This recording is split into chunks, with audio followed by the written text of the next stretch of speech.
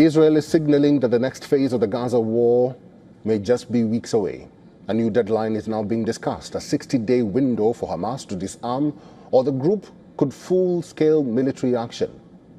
That is, could face full-scale military action.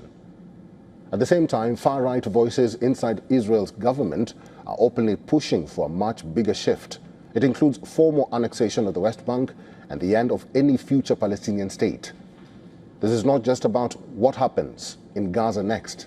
This is about what Israel's leaders are planning for the entire map of Palestine. Here's a report. Netanyahu has set the clock ticking. Hamas has been put on notice. The group has been given a 60-day deadline to give up arms. Or else IDF will launch a new round of war in the Gaza Strip.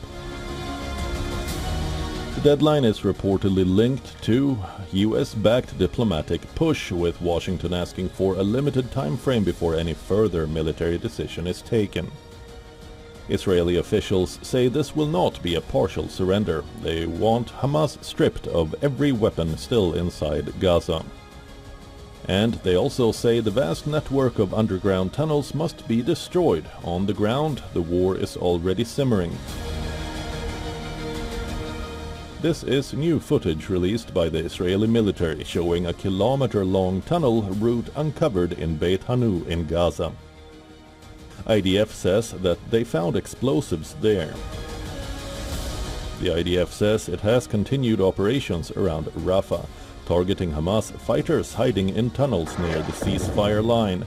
Strikes and clashes have been reported almost daily since the October truce. But the bigger political storm may be brewing outside Gaza. While there are signs of renewed Israeli action in Gaza, West Bank is also facing intense pressure from Israel. In the West Bank, Israel's far-right finance minister Bezalel Smotrich has outlined what he calls the next government's agenda, scrapping the Oslo framework, undermining the Palestinian Authority and moving towards formal annexation of occupied territory. He has also spoken of encouraging Palestinian immigration, a position that has triggered alarm across the international community. The United Nations continues to view Israeli settlements as illegal under international law, and most of the world recognizes Palestinian statehood, even as the US remains a key shield for Israel diplomatically. The move continues to draw criticism from other countries and rights groups. We must prevent the destabilization of the West Bank and preserve the viability of a Palestinian state. We have seen the Palestinian economy face strangulation, including the Israeli government withholding some of the Palestinian Authority's own tax revenues.